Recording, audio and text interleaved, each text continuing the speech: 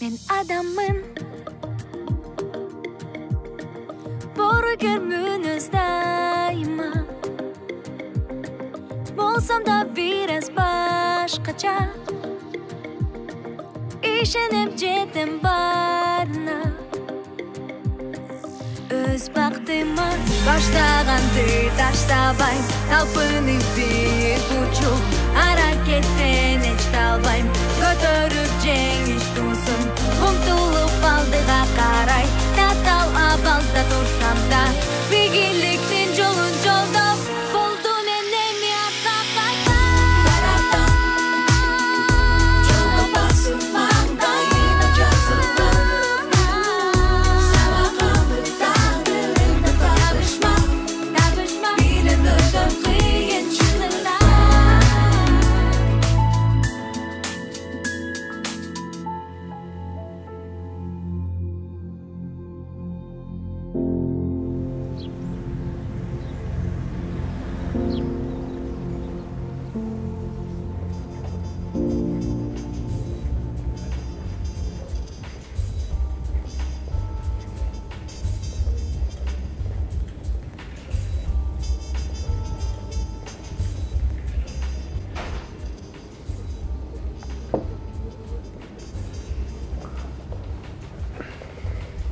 Кандайсың? Мен мектепте мыкты окуучулар чогулттум. Алар шайлоо компаниясында сенин кеңешчилериң болууга кызыктар. Ошондойбу? Берилгендигиңерге рахмат. Бирок жардамыңардын мага кереги жок. Же кой тургач, кандай андай болот, мындай туруп тургач. Баш тартпаганың туура болду. Бизге бул ботаниктердин акылы керек болот. Мен сени биздин команданын чыныгы акылгочулары менен тааныштырып коеюн. Жүрү. Ушул жерде күтүп тургула. Бул биздин штабтын адамдары. Атам мен мектеп президенти болсом, алдыңкы университеттерге тапшырганга мүмкүнчүлүк чоң деп атат. Күлкүнү келтирет да. Алдыңкы университеттерге тапшыргандан башка жол бар деп болуп. А бирок ошентсе дагы өзүнүн кеңешчилерин стратегия түзгөнгө жардамдашкыла деп 2 күнгө жөнөтүптүр. Жумушту биздин офистен эле кылсак кантет? Мага мектепке жакын болгону ылайык. Атам силерди биздин жумушка ыңгайлуу шарт түзүп берет дегендей болот эле. Эми атаңыз кандай десе ошондой кылабыз да. Бул жерде эле ыңгайлуу экен негизи. Анда жакшы. Атама силерди кардарга карамдуу экен деп сөз айтып барам. Рахмат. Өтпөйлү. Жакшы. Алтынбек Аскарович, дизайнер плакатын жөнөтүптүр. Буга кандай дейсиз? Кандай экен? Мен жигитимдин супер жылдыз экенин билчүмүн. Эми башкалар да көрсүн. Жакшы анда. Басмага берели. Ботаниктер мектептин бардыгына каттап чыгышсын. Түшүнүктүү? Жакшы.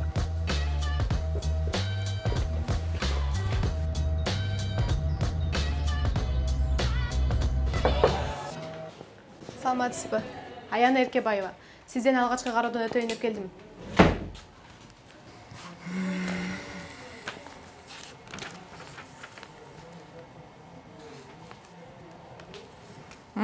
Ооба, сен жөнүндө мага эскертишкен. Колуңду таза жууп келчи тияка, самындап.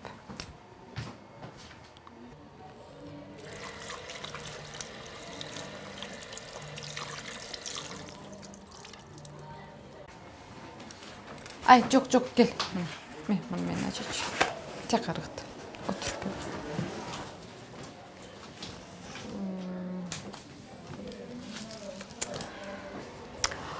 Аяна, сен буга чейин бир канча мектеп которуп турсуң. Биздин мектеп 5-чиси экен. Сага айтышкандыр, эми сен түшүнөсүң да, туурабы? Мен өтө этият болушум керек. Мендеги вирус башкаларга жукпаш үчүн кырдаал жаратпашым керек. Жатаканада башка балдар менен карым-катнаш болууда, дагы. Мен жатаканада жашабайм. Үйгө барып келем. Жакшы, дене тарбиядан бошотулушуңа жардам керекпи? Эмнеге? Эми спорт зал, бассейн, душ, чачыктарыңар чогуу болот дегендей. Сиз өзүңүз угуп жатасызбы? ВИЧ андай жол менен жукпайт да. Дарыгер буну билет болуш керек деп ойлогом. Ачууланба. Мен сени эле ойлоп жатам. Бул жерде канчалаган балдар окуйт? Эч нерсе эмес, көнүп калгам. Сурооңуз жок болсо, кабыл алганыңызга рахмат. Токто. Отур. Ооба, мен дарыгермин.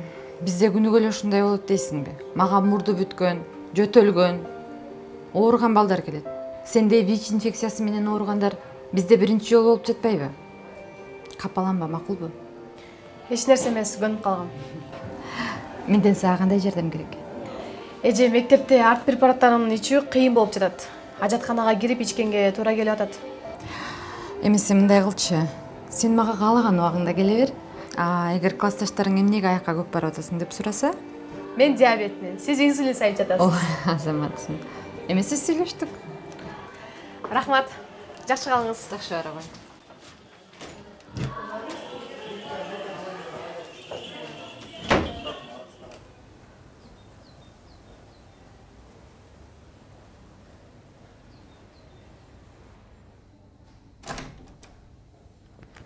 Кандайсың? Сен бул жакта белең? Жакшы, өзүң кандайсың? Жакшы. Таанышып ал. Бул Тилек. Саламатсызбы, Тилек. Аяна.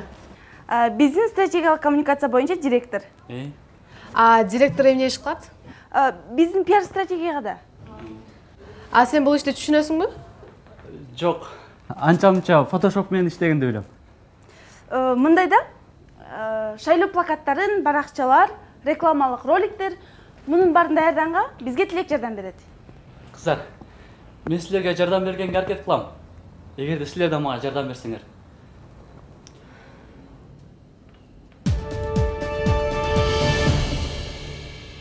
Ошентип президенттик жарышта бара жаткан Алтынбек Бакиров өзүнүн биринчи плакатын алып чыкты. Плакаттын дизайны автожарыш тууралуу белгилүү Голливуд фильминин негизинде алынган.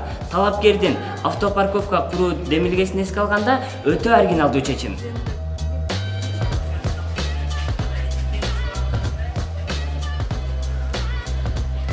Бизде плакаттар чапташыбыз керек. Эмнеден баштайбыз? Фотосессиядан баштайбыз. Биздин кандидатты элдер жакшы жагынан кабыл алуусу үчүн коммуникациялык каражаттарды сөз пайдаланышыбыз керек. Акылайым, мен башым жарылганы калды. Эмнеге тартабыз? Телефонгобу же камерагабы? Менин оюмча, биздин команда стандарт команда болбогондон кийин биздин ыкмада ушундай болуш керек.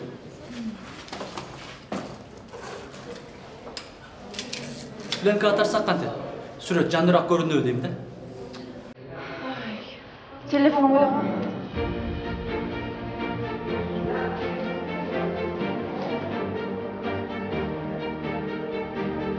Аяна, бир аз соңго. Моюңду, моюңду. Башыңды кыйын. Колун. Тартам.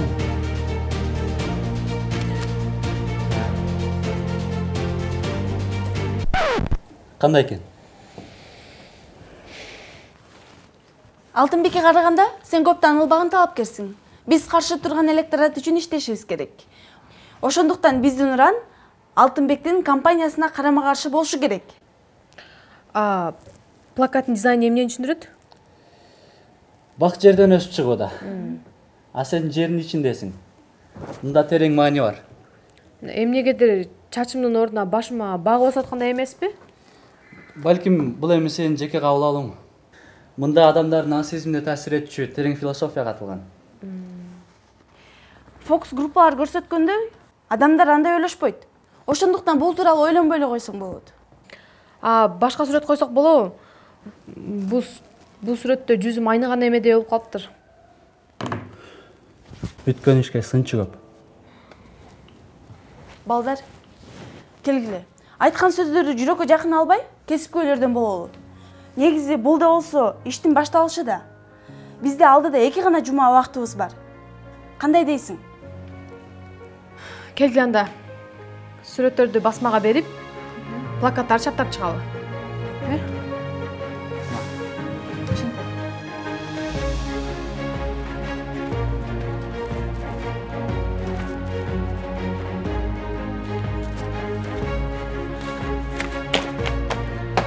Каяктан баштайбыз? Биринчи этаждан баштайбыз.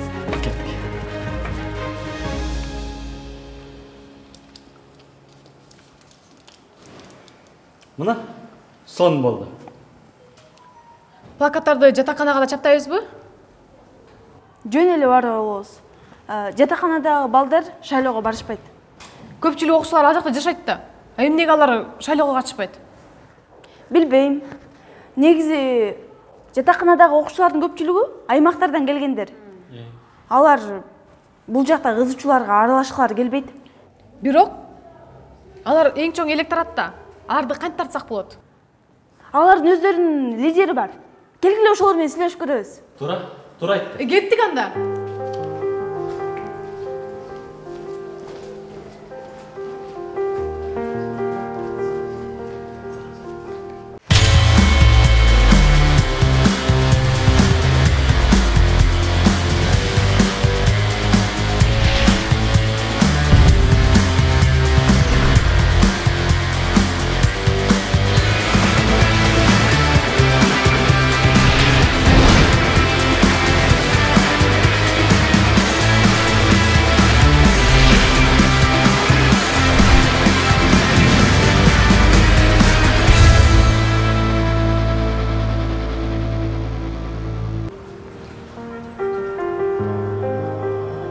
Шаарыбызда жашаган окуучулар мектепте бир күндө орточо канча убакыт өткөрөт?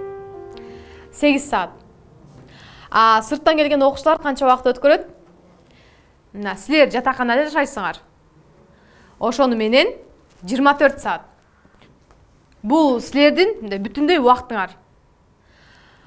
Эмнеге анан силер мектептин чечим кабыл алуу иштерине көп катышпайсыңар? Бул шайлоонун жыйынтыгын биринчи кезекте мына силер сезесиңер. Майнилүүсүн алсак, силер кандай аба менен дем аласыңар? Макул. Мындай кылалычы, силер таза аба менен дем алгыңар келеби же булганган аба мененби? Таза аба менен? Туура, мен да ошондой ойлойм. Таза аба болуш үчүн көп бак отургузуу керек. Ооба, отургузуу керек. Аны кыйбастан отургузуу керек. Туура, кыйбастан отургузуу керек. Ошондо биз эмне кылышыбыз керек? Эртең биздин долбоордун презентациясы. Келгиле. Бак кандай пайда алып келер тууралуу айтып беребиз. Алар абага кандай таасир этет? Эгерде мектептин айланасында бактар көп болсо, жатакананын жашоочуларына кандай пайда болору тууралуу айтып беребиз. Баса, башка балдарды да сөзсүз ала келгиле. Алар силер менен келерине мен ишенем. Бизден чай жана таттуу токуштар болот. Жана ошондой эле жандуу музыка өтө кызыктуу болот. Эртең саат 5-те биздин мектептин спорт залында жолугабыз. Макул эми. Биз аракет кылалы. Тилек, жандуу музыка дейсиңби? Биз аны кактан табабыз? Чын эле, биздин акчабыз булучка караң жерет. Сарсанаа болбогула кыздар. Баары бекер болот. Мен аны өз каналдарым аркылуу табам.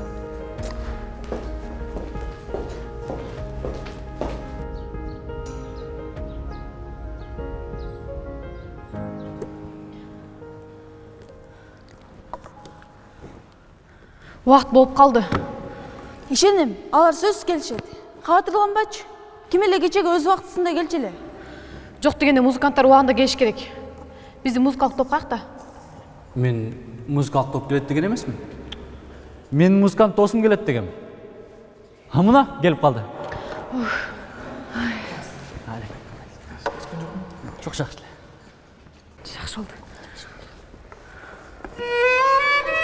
Кечиресиз, ойногонду кое турасызбы өтүнүч? Мен келбей деле алмакмын. Жок. Азырынча ойногон кердирек деп атат. Албетте сенин келгениңе биз кубанычтабыз. Ошондой баяна? Ооба. Макул, мындай кылалычы, 15 мүнөт күтөлү. Эч ким келбесе тарайлы. Ошентели.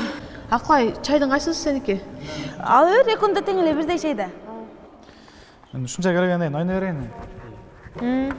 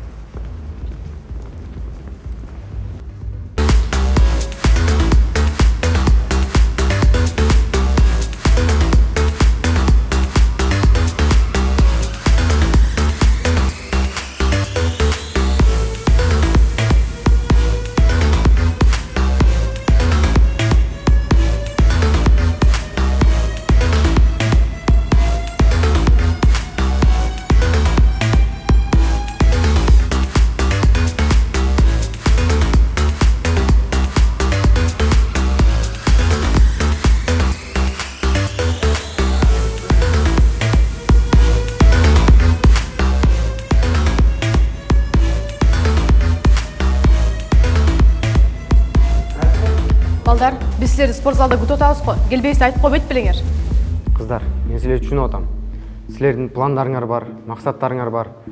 Жакшы максаттар. Бирок мунун баары бизди кызыктырбайт. Силер чынында эле Алтынбекти колдойсуңарбы? Биз аны көргүбүз да келбейт. Анда кандай? Биздин пландар силердин кызыкчылыгыңар үчүн го. Планды мына, келечекте жашай турган силер түзөсүңөр. Бизди бул шаар менен, мектеп менен эч нерсе байланыштырбайт. Окууну бүтөр менен эле миграцияга кетебиз. Көп болсо 1 жылдык эле окуубуз калды. Бирок азыр силер бул жактасыңар.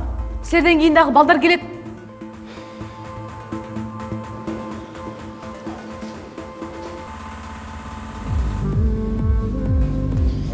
Кандайсыңар? Плакаттарыңарды көрдүм. Азаматтар.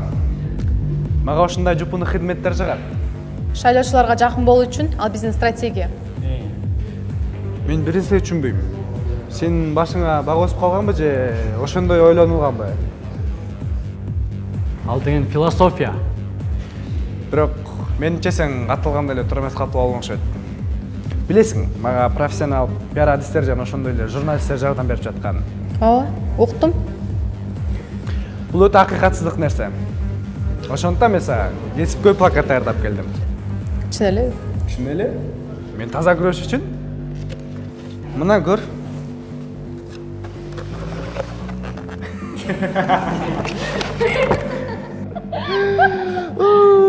Элестеткиле, мен ага плакат жасап бердим десем, ишен алып тур.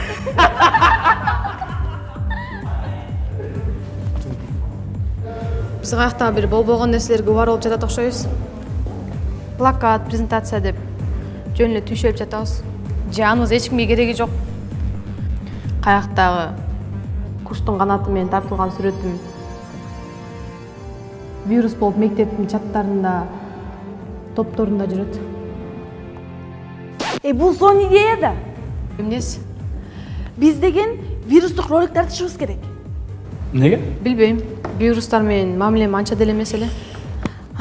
Биз сенин ошол алсыз жагыңды күчкө келтиришибиз керек. Мисалы бул сенин куш жүнү менен түшкөн сүрөтүң. Элдерге жакты да мисалы. Куштун жүнү менен үгүттөө жүргүз деген турасыңбы? Эгерде шайлоочуларга олуттуу нерсени жеткизүү үчүн клоун болуш керек болсо, мисалы мен клоун болууга даярмын. Бул жерде сен эмес, мен клоун болуп жатат окшойм. Аяна, баары эми башталды.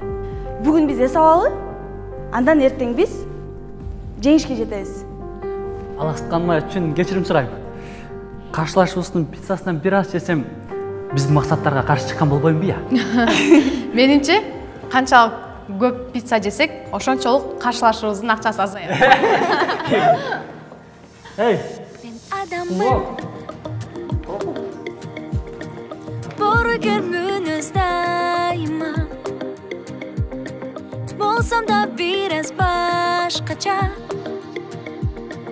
ишенем жетем барына өз бактыма баштаганды таштабайм талпынып бийик учуп аракеттен эч талбайм көтөрүп жеңиш тусын умтулуп алдыга карай татаалап алда турсам да ийгиликтин жолун жолдоп болдум мен эми артка кайтпайм мен татыктуу чын сүйүү менен достукка сенден талайлуу болууга жанданып жашоо жолунда кандай болбосун баштаганды таштабайм талпынып бийик учуп аракеттен эч талбайм көтөрүп жеңиш тусын умтулуп алдыга карай татаалап алда турсам да ийгиликтин жолун